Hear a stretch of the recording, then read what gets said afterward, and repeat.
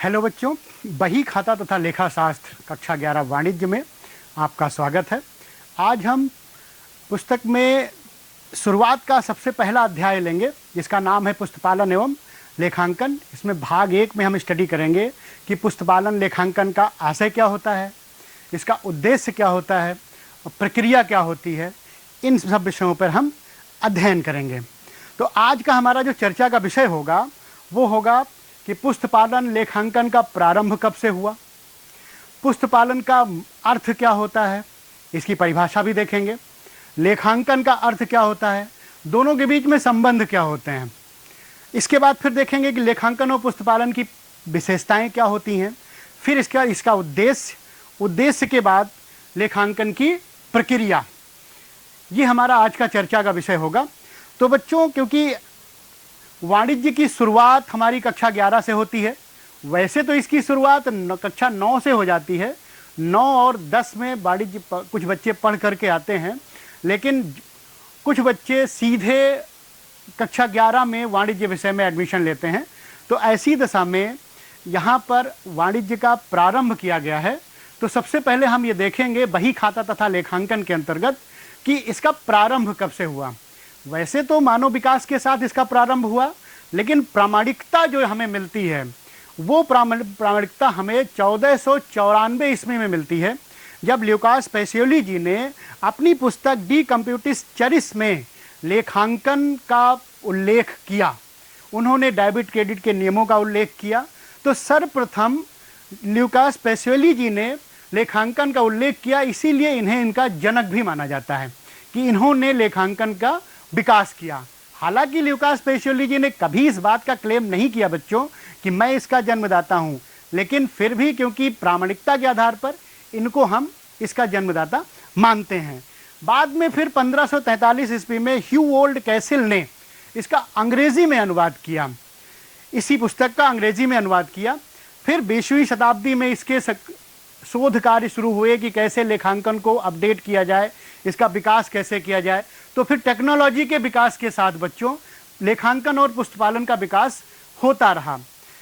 1887 में अमेरिका में American institute of certified public accountants की स्थापना हुई।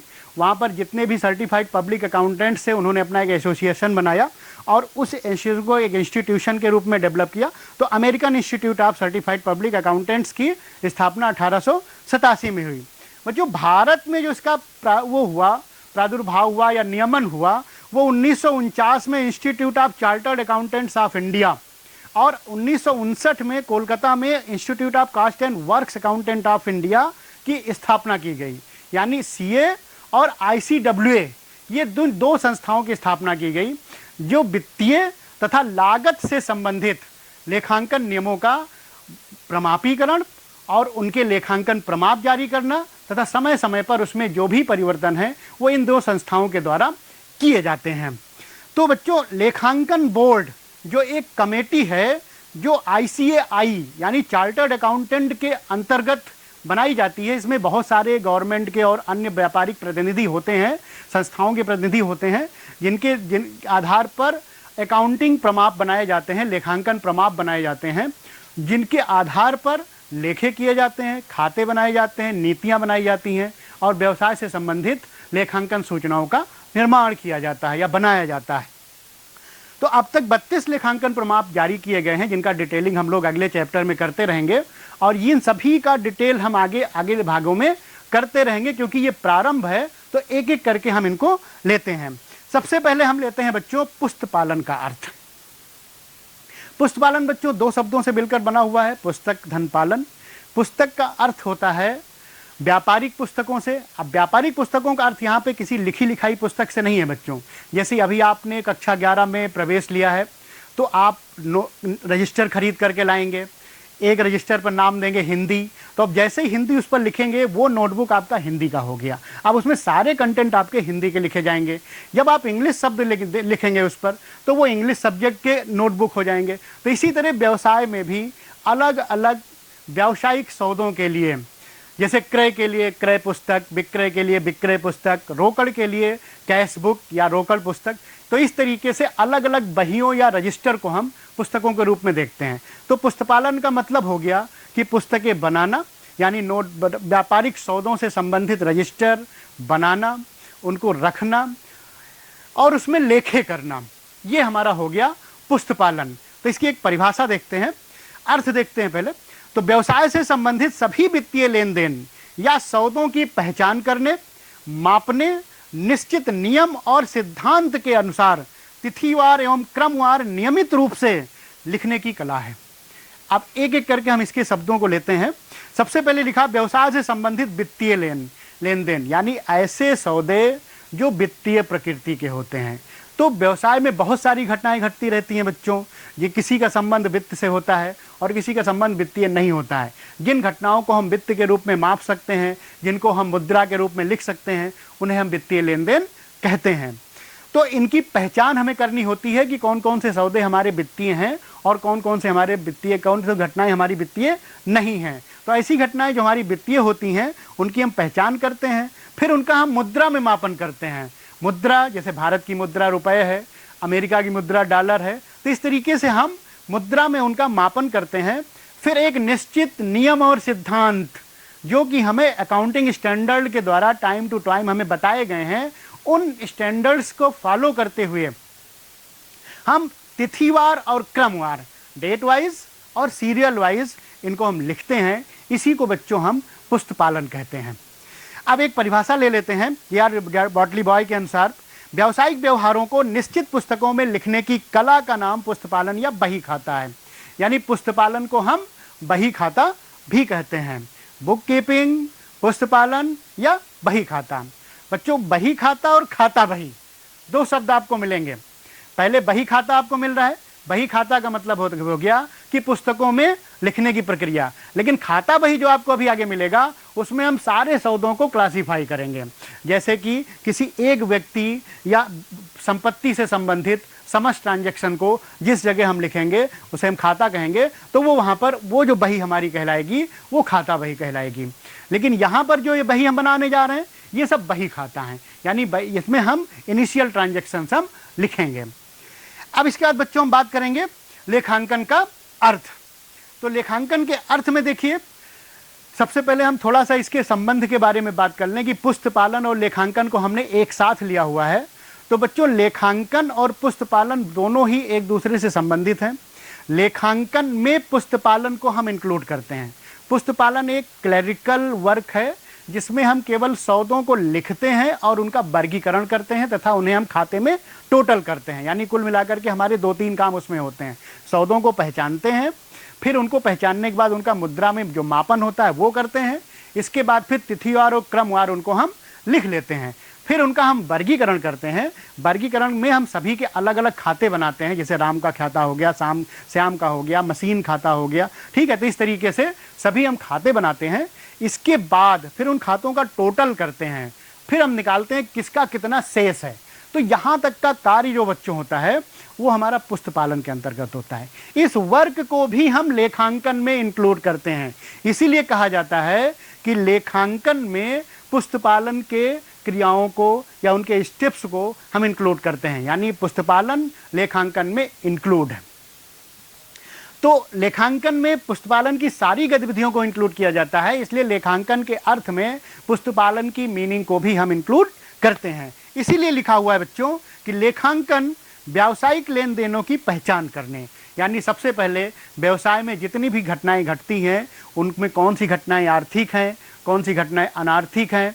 फिर उन अनार्थिक घटनाओं में हम देखते हैं कि वित्तीय प्रकृति की कौन कौन सी घटनाएं हैं, उनकी हम पहचान करते हैं। फिर उनका हम मुद्रा में मापन करते हैं। मुद्रा में मापन के बाद फिर हम उन्हें रिकॉर्ड करते हैं, यानी लिखते हैं। लिखने की प्रक्रिया वही है, निश्चित नियम और सिद्धांत के आधार पर हम उन्हें लिखते हैं। इसके बाद फिर जो अगला स्टेप आता है, फिर उनका सारांश बनाते हैं। सारांश में हम लाभ हानि निकालते हैं, आर्थिक चिट्ठा बनाते हैं, उसमें हम व्यवसाय की आर्थिक स्थिति ज्ञात करते हैं। इसके बाद फिर उनका विश्लेषण करते हैं। विश्लेषण के बाद फिर निर्वचन के आधार पे जो भी निर्णय होते हैं, जो भी सूचनाएं होती हैं, वो हम उनके उपयोगकर्ताओं तक संप्रेषित करते हैं। या जो जिन अब कौन कौन से उपयोगकर्ता होते हैं इनका हम डिस्कशन अभी आगे करेंगे। तो जो जैसी सूचनाएं डिमांड करता है उसके अकॉर्डिंग लेखांकन उस तरह की सूचना बना करके उन्हें प्रस्तुत करता है। यानी मैनेजमेंट को कौन सी इंफॉर्मेशन चाहिए, तो मैनेजमेंट का मतलब बच्चों प्रबंध, जो व्यवसाय का संचालन करते हैं, तो उन्हें उन्हीं के अकॉर्डिंग उनकी हम लेखांकन एक्टिविटी को हम बना करके इंफॉर्मेशन के रूप में उन्हें हम प्रस्तुत करते हैं। एक परिभाषा लेते हैं हम, American institute of certified public accountants की परिभाषा है ये, AICPA की। इसने कहा है कि लेखांकन का संबंध उन लेन देन और घटनाओं को जो पूर्ण रूप से या आंशिक रूप से वित्तीय प्रकृति में हो, पूरी तरह वित्तीय प्रकृति में हो या फिर आंशिक रूप से वित्तीय प्रकृति में हो, मुद्रा के रूप में लिखने, वर्गीकरण करने, संक्षेप में व्यक्त करने और उनके परिणामों की व्याख्यात्मक विश्लेषण करने की कला है। यानी बच्चों इन्होंने पूरी प्रक्रिया को इंक्लूड किया है। जो AICPA ने कहा है वो कहा है सबसे पहले हम घटनाओं और लेन देनों को देखेंगे कि कौन कौन सी घटनाएं हमारी वित्तीय प्रकृति की हैं और कौन कौन सी घटनाएं हमारी आंशिक रूप से हैं या पूर्ण रूप से हैं। वित्तीय प्रकृति की हैं जितनी वित्तीय हैं, जितना उन्हें हम मुद्रा के रूप में माप सकते हैं, जितना वो मॉनेटरी एस्पेक्ट के रूप में आएंगी, उन सभी को हम अपने लेखों में, खातों में इंक्लूड करेंगे। इसके बाद फिर उनको हम वर्गीकृत करेंगे। पहले हम उनको तिथिवार क्रमवार बच्चों लिखेंगे। जैसे मान लीजिए एक शॉप है, सुबह 10 बजे ओपन हुई, अब जो भी कस्टमर आता जाएगा, कभी सामान आएगा, कभी बिक्री होगी, कभी क्रय होगा, तो इस तरीके से महीने भर में जैसे जैसे रोज ट्रांजैक्शन होते रहेंगे उनको हम तिथिवार क्रमवार लिखते रहेंगे। तो इनको हम जर्नल बोलते हैं, आगे हम इनको हम टर्म में लेंगे। फिर इसके बाद बच्चों इनका हम क्लासीफाई करेंगे। तो एक व्यक्ति, वस्तु, व्यय या आय से संबंधित जितने भी लेखे होते हैं या सौदे होते हैं उन सभी को हम अलग अलग लिखते हैं। जैसे कि आप हिंदी के कंटेंट को हिंदी के नोटबुक में, इंग्लिश के कंटेंट को इंग्लिश के नोटबुक में, इसी तरीके से कैश के कंटेंट को हम रोकड़ पुस्तक में, क्रय के कंटेंट को हम क्रय बही में, विक्रय को हम लिखते हैं विक्रय बही में। तो इस तरीके से हम अलग अलग जो हमारे होते हैं उनको अलग अलग खाते बना करके हम वर्गीकृत करते हैं। तो यहाँ तक का वर्क आपका पुस्तपालन का होता है। इसके बाद फिर हम उन्हें संक्षेप में व्यक्त करते हैं। संक्षेप में व्यक्त करने का मतलब कि उनका पूरा हम सारांश या समरी बनाते हैं। तो समरी में बच्चों 2 तरह का समरी हमारा बनता है।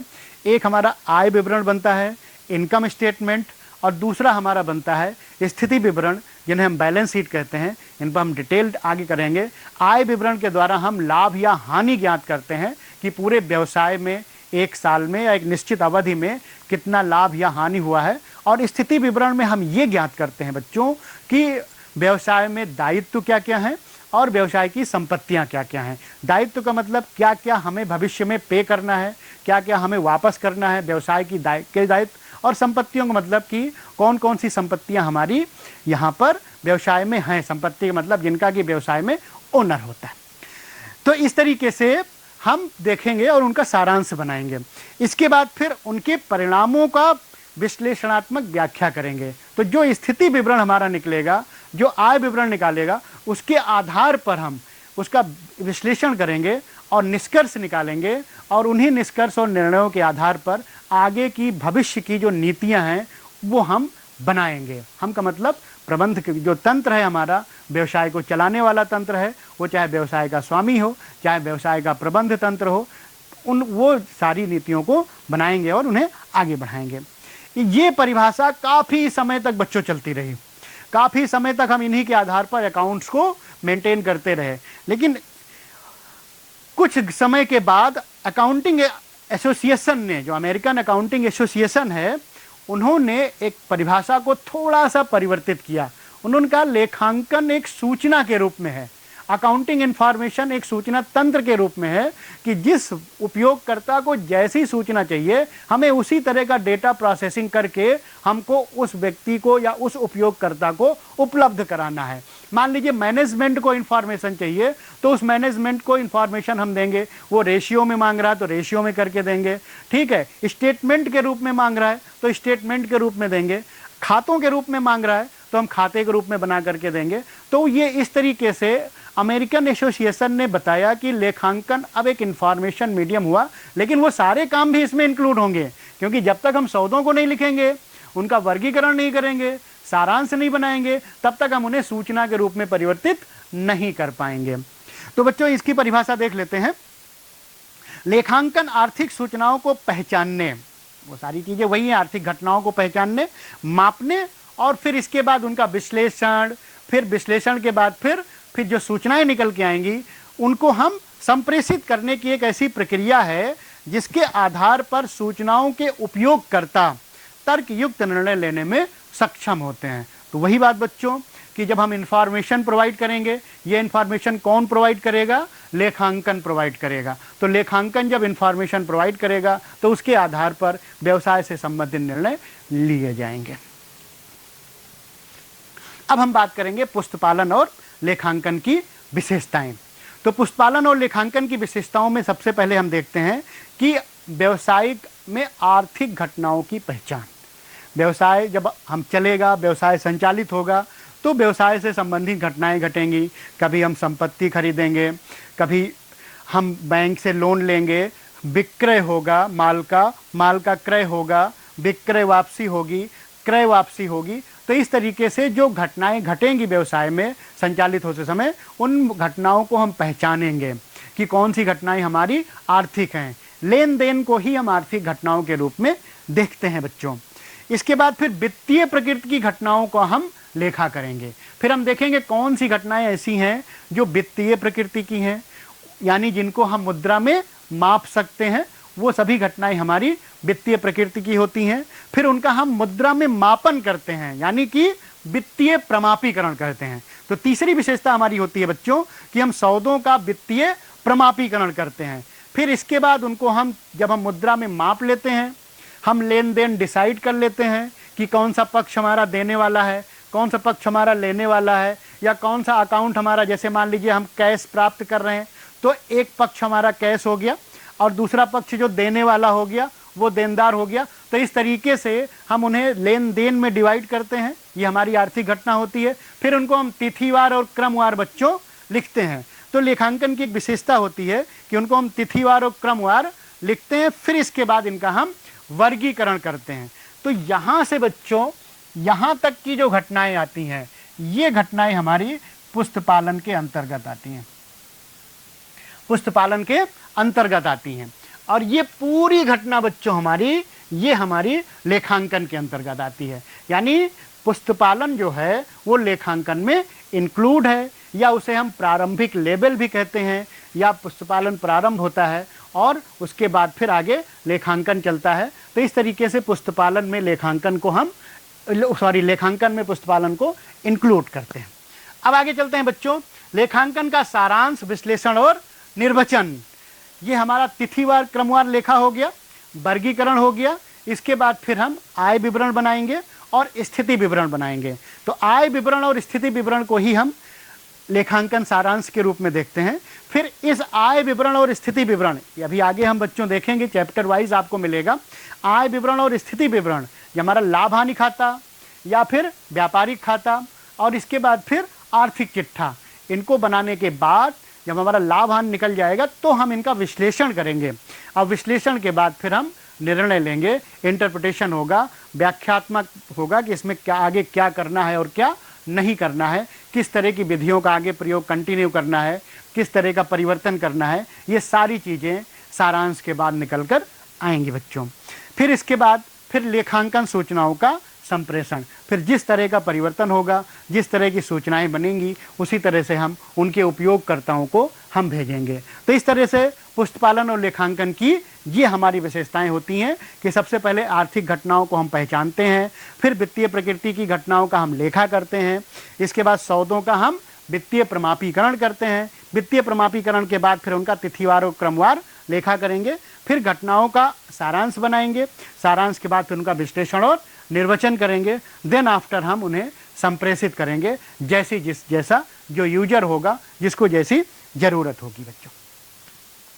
अब हम बात करेंगे बच्चों लेखांकन उद्देश्य की, कि लेखांकन का उद्देश्य क्यों है, क्यों हम लेखांकन की बनाते हैं। तो इसमें बच्चों सबसे पहला है कि व्यावसायिक लेन देन का हिसाब रखना।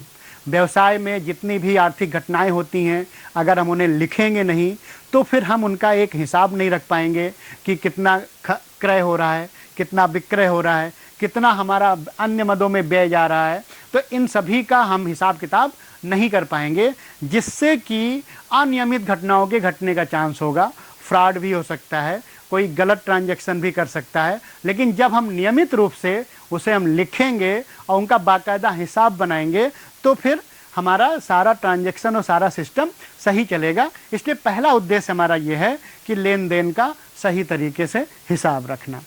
इसके बाद दूसरा है कि लाभ या हानि की गणना करना। तो व्यवसाय की स्थापना बच्चों लाभ प्राप्ति के उद्देश्य से होती है, हानि उसमें नेगेटिव उसका रिजल्ट होता है, हमारी कुछ कमियां होती हैं, व्यवसाय का प्रयास होता है, या फिर ऐसी कुछ घटनाएं घटती हैं जिससे व्यवसाय को हानि का सामना करना होता है। तो व्यवसाय में लाभ कितना हो रहा है और हानि कितना हो रहा है, ये बताने का काम लेखांकन का है। तो लेखांकन के एक बहुत ही महत्वपूर्ण उद्देश्य है कि वो व्यवसाय से होने वाले लाभ या हानि की गणना करके बताए कि कितना लाभ हो रहा है व्यवसाय से या कितनी हानि हो रही है। इसके बाद वित्तीय स्थिति को प्रदर्शित करना।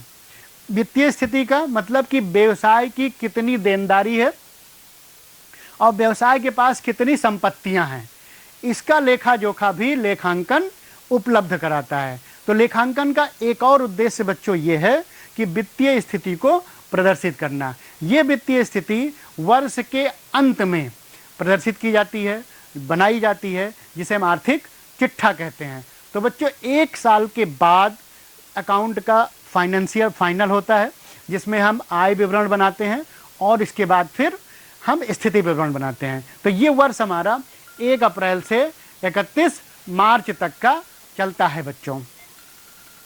ये इंफॉर्मेशन हमारा 31 मार्च तक चलता है।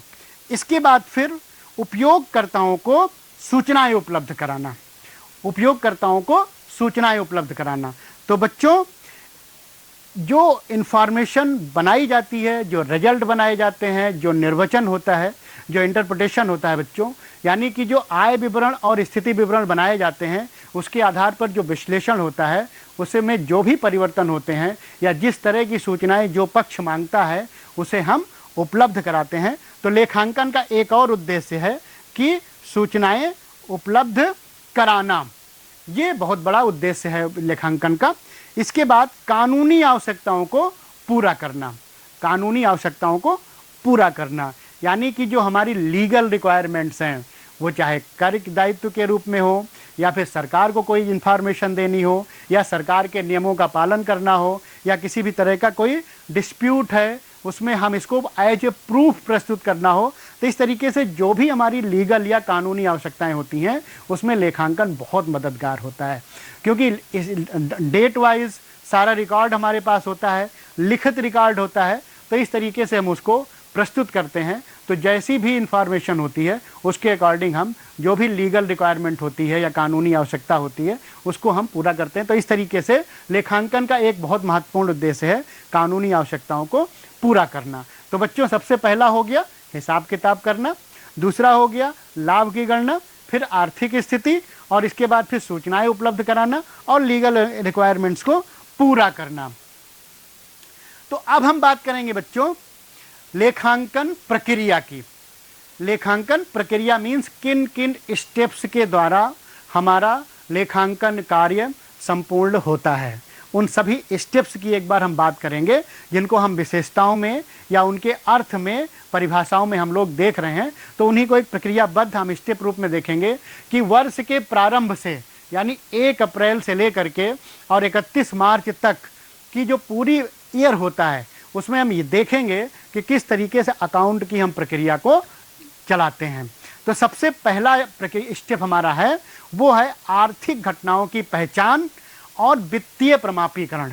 आर्थिक घटनाओं की पहचान करना, ये हम आपको बता चुके हैं कि सबसे पहले हम लेन देन की पहचान करते हैं, उनकी वित्तीय प्रकृति आंशिक है या पूर्ण वित्तीय प्रकृति है, और फिर उन्हें हम मुद्रा में मापते हैं। इतना कार्य कर लेने के बाद बच्चों फिर हम उन्हें जर्नल में लिखते हैं। जर्नल का मतलब वो हिसाब किताब की पुस्तक जिसमें हम सौदों को तिथिवार और क्रमवार लिखते हैं। ये हमारी रिकॉर्डिंग बुक होती है, इसमें हम लिखते हैं। इसके बाद फिर जब हम तिथिवार क्रयवार लिखते हैं तो इसके बाद फिर हम सौदों को उनके नेचर या प्रकृति के आधार पर हम खाता बही बनाते हैं, यानी वर्गीकरण करते हैं। तो खाता बही में सभी लोगों के अलग अलग खाते बन जाते हैं। जैसे राम से संबंधित सारे खाते राम के खाते में आ जाएंगे, मशीन से संबंधित सारे सौदे मशीन खाते में आ जाएंगे बच्चों, रोकड़ से संबंधित या कैश से संबंधित सारे सौदे कैश अकाउंट में आ जाएंगे। तो इस तरीके से वर्गीकरण करेंगे। फिर वर्ष के अंत में ये पूरी प्रक्रिया साल भर हमारी चलती है बच्चों। इसके बाद वर्ष के अंत में फिर हम आय विवरण बनाते हैं और स्थिति विवरण बनाते हैं। फिर इसके आधार पर हम जो परिणाम निकल कर आते हैं उनका हम विश्लेषण करते हैं। विश्लेषण के बाद फिर हम उन्हें, जिस तरह के यूजर्स होते हैं उनको हम लेखांकन सूचनाओं को संप्रेषित करते हैं। तो वो संप्रेषण जब हम यूजर्स के पास होता है तो यूजर्स उसी के अकॉर्डिंग, चाहे वो प्रबंध हो, चाहे वो व्यवसाय का मालिक हो, जैसी जिसके पास सूचना पहुंचती है वो उसी के अकॉर्डिंग डिसीजन लेता है। तो इनको हम यूजर्स को हम निर्णायक कहते हैं। और ये निर्णायक फिर निर्णय लेते हैं। निर्णय के बाद फिर उन निर्णयों को हम व्यवसाय पर पुनः लागू करते हैं और इसके बाद फिर अगले साल व्यवसाय को हम नए नियमों के साथ या परिवर्तित नियमों के साथ संचालित करते हैं। तो इस तरह से ये पूरी प्रक्रिया हमारी चलती है। फिर हम अगले साल वही घटनाओं का प्रमापीकरण से शुरू करेंगे और अंत में व्यावसायिक निर्णय तक फिर हम पहुंचेंगे। तो इस तरह की प्रक्रिया हमारी सालों साल बच्चों चलती रहती है और हर साल ये प्रक्रिया चलती है। तो आज हम लोगों ने बच्चों पुस्त पालन क्या होता है, लेखांकन क्या होता है, पुस्त पालन का उद्देश्य क्या है और इसका प्रक्रिया क्या है, इन पर हम लोगों ने गहन अध्ययन किया। अब इनका एक नोटबुक आप बनाइए और इन सारे क्वेश्चंस को आप लिख लीजिए कि पुस्तपालन क्या होता है, पुस्तपालन की विशेषताएं क्या होती हैं, लेखांकन क्या होता है, लेखांकन की विशेषताएं क्या होती हैं, पुस्तपालन लेखांकन का उद्देश्य क्या होता है और इनकी प्रक्रिया को पूरा आप बनाइए। अब इसमें अगर आपको कंटेंट से रिलेटेड किसी भी तरह का कोई प्रॉब्लम आती है तो दीक्षा ऐप डाउनलोड करिए। आपने डाउनलोड कर लिया होगा, फिर उसमें अकाउंटेंसी बुक में जाइए और फिर उस कंटेंट को आप डिटेल में लीजिए और उसका आप स्टडी करिए। फिर भी अगर आपको कोई प्रॉब्लम आती है तो आप अपने शिक्षक से ई-लर्निंग के द्वारा या व्हाट्सएप के क्लास के द्वारा आप संपर्क करिए और उनसे अपने शंका का समाधान करिए। ये वीडियो बच्चों आप फिर से देख सकते हैं जब आप यूट्यूब चैनल पर माध्यमिक शिक्षा विभाग को आप सब्सक्राइब करेंगे। इसके बाद आप अपने विषय से संबंधित वीडियो को आप देखें और उनका अध्ययन करें। धन्यवाद बच्चों।